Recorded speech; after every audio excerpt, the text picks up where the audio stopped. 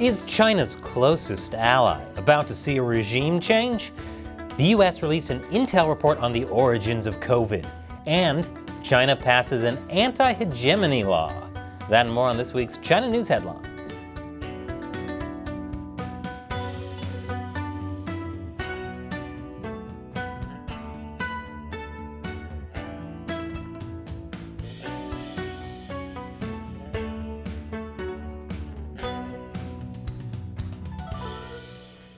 Welcome to China Uncensored. I'm Chris Chappell. Xi Jinping's best bro might be in big trouble. I'm not sure anyone saw this coming. One of Russia's mercenary groups, the Wagner group, turned on Russian leadership this weekend in a surprise attack.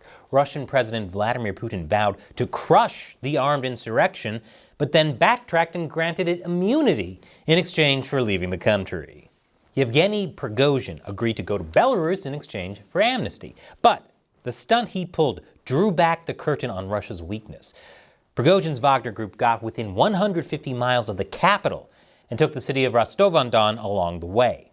Putin claimed that Russians were behind him all the way, but this was the kind of hero's welcome that Wagner fighters got from Putin's supposedly loyal followers. A lot of people saw this as a big challenge to Putin, and to many it raised questions about Putin's hold on power. That's an especially important question for China, which is arguably Russia's closest ally. The Chinese government was silent about the mutiny until after it ended on Saturday. On Sunday, the Chinese Foreign Ministry released a statement. It said only that the rebellion was Russia's internal affair and that China supports Russia in maintaining its national stability. Some speculate that China's muted reaction belies anxiety over the war and the global balance of power. As I said, Russia is one of China's closest allies, and the leaders are a key aspect to that relationship. Xi Jinping and Putin have several times now said they have a no-limits friendship. However, that no-limits friendship might actually have some limits. In recent months, government advisors have expressed increasing frustration with Russia behind closed doors, feeling Beijing is increasingly being dragged around by Moscow's risk-taking behavior. According to the Associated Press, Chinese foreign policy experts are also worried about how Russia's war has revived NATO. Japan has even requested a NATO liaison office to be set up in Tokyo to counter the threat from China, which is something that has never happened before. Some Chinese foreign policy experts fret that the war could prompt a renewal of American alliances in East Asia. And speaking of allies, whatever China says about its neutrality in the Ukraine war, it's clearly backing Russia. The New York Times reports that a state-run Chinese company sent large shipments of gunpowder to a Russian munitions factory last year. Poly Technologies described the powder as being for assembly of foreign-style hunting cartridges. Oh right, like those hunting cartridges they used to hunt Ukrainians. Gotcha. The New York Times says the delivery was enough to fuel 80 million rounds of ammunition, and it quoted a defense expert as saying this was definitely for military use. Now, in February, the U.S. said China was considering providing lethal aid to Russia, but so far it says that hasn't happened. But it has said it's worried about private Chinese companies doing so, which in China is kind of a distinction without a difference. Chinese companies, even if they're privately owned, are all under the control of the Chinese Communist Party. If the party wants Chinese companies to do something, they'll do it. And speaking of the war in Ukraine, there's more than one perspective on that in the US media, which is why I used ground news to see how it's being covered on the political left versus the center versus the right. As you can see, some stories get almost entirely right-leaning coverage, and others get mostly left-leaning coverage. On the app and website, the homepage is the same for everyone, helping break through echo chambers and media bubbles caused by clickbait headlines and manipulative algorithms. Even better, there's a feed called Blind Spot, which lets you see stories that are being over or underreported by only one side of the spectrum.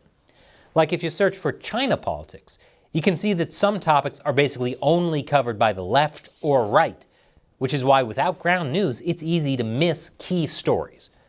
Ground News is on a mission to hold the media accountable and provide context so we can easily see how media narrative can shape public opinion.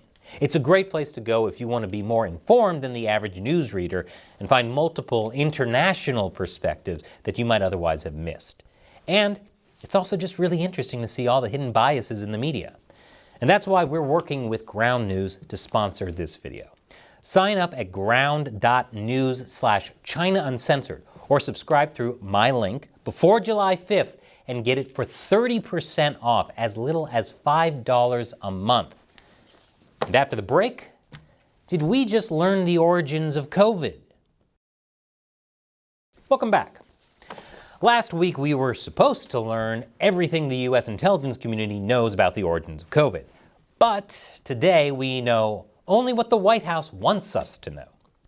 President Joe Biden signed a bill in March that requires the U.S. government to declassify intel on the origins of COVID.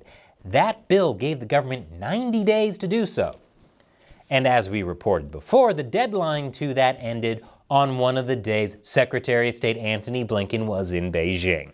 The Biden administration delayed releasing those documents until 5 days after the deadline. And then what it did release was a mere 10-page summary, 3 pages of which were the appendix.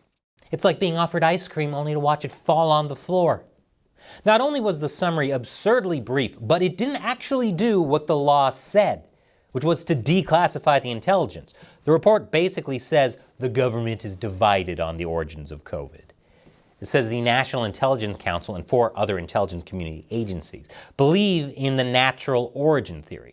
That means they believe COVID was passed to humans through animals and not as a result of a lab leak. However, both the Department of Energy and the FBI both believe COVID did come from a lab, although for different reasons.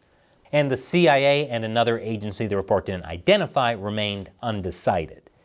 It said all agencies believe that COVID was not a bioweapon intentionally released by the Chinese military, but it did cite connections between the military and the Wuhan Institute of Virology, which was the main culprit in the lab leak theory.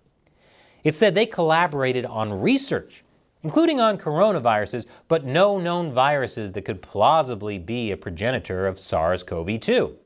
No known viruses. Unknown viruses that, for example, weren't reported to the world by the Wuhan Institute of Virology could be a different matter, potentially. The summary also said they had collaborated on vaccines for coronaviruses before the pandemic began, which is just one of the many suspicious things this report cites that it says doesn't rise to the level of a smoking gun. Another example, in 2013, the Wuhan Institute of Virology collected a bat coronavirus that was 96.2% similar to COVID-19. However, it says that wasn't a close enough match to be what caused the pandemic. It said the lab had poor safety precautions and aging infrastructure, which could contribute to an accident, but again, that wasn't proof positive COVID escaped from the lab. The same thing with researchers falling ill shortly before COVID was known to start spreading in Wuhan. It could be evidence, or it could be a coincidence. One thing I found troubling about the report, though, they seem to be taking China's word about those workers' diagnoses. It says China's National Security Commission investigated the Wuhan Institute of Virology in early 2020 and took blood samples from its researchers. According to the World Health Organization's March 2021 public report, Wuhan Institute of Virology officials stated lab employee samples all tested negative for SARS-CoV-2 antibodies. Did they not watch China lie all through the pandemic and the WHO totally whitewash it? What's the point of having intel agencies if they just take China's word? This is like if the US government released a report saying there were no casualties from the Tiananmen Square massacre because China said there weren't. Now, there was a classified part to this report that wasn't released to the public, and according to the chair of the House Intel Committee, that classified intelligence paints a very different picture than this summary. In the report that was given to the president, the 90-day or so report, they have information in that report that contradicts, I believe, the impressions that are given in these statements by the Intelligence Committee. He and other Republicans are now preparing for a face-off with the Biden administration over declassifying the intel, which is what the law was supposed to do. And after the break, Is China going to topple Western hegemony? Welcome back. China has passed a foreign relations law targeting Western hegemony. The law gives China the right to take countermeasures if the West puts on sanctions. Not that China didn't have the ability to sanction people and entities before. In April, it put Raytheon and Lockheed Martin on its entity list, which, let's be honest, was really symbolic because the U.S. defense companies don't do business with China. According to Bloomberg, the umbrella legislation gives Beijing's existing toolkit more weight by embracing it in a legal document alongside two of Xi's signature foreign policy initiatives. Sanctions is one of the weapons that China is preparing for as it's going to war over Taiwan. China is no doubt watching all the sanctions the West has put on Russia, and it knows that if it makes a similar move on Taiwan, sanctions like those will also be placed on China. And French President Emmanuel Macron says no global agenda can be accomplished without the U.S. and China fully behind it. For the critical elements where you will increase divisions and conflictuality and tensions between the US and China, we should try to moderate them, to find a way to, discuss quietly and build the relevant fora to decrease tensions. He gave the Paris Climate Agreement as an example of an international issue that can be tackled with the US and China working together. It's true that both the US and China signed the agreement, but I'm not sure I would hail that as some sort of coup for the international agenda.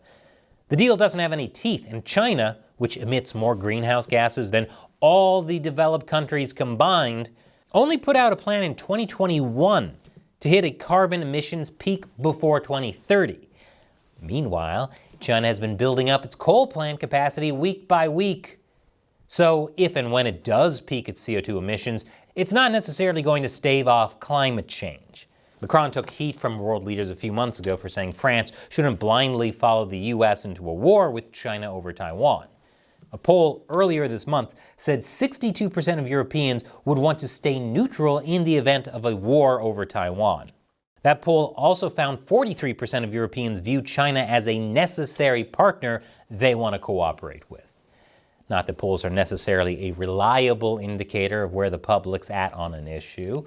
But as I mentioned, this episode is sponsored by Ground News, and it's a great tool to help you stay well informed about what's happening in the world and how it's being covered by all sides of the political spectrum. Check it out at ground.news/China Uncensored or click the link below. Once again, I'm Chris Chappell. See you next time.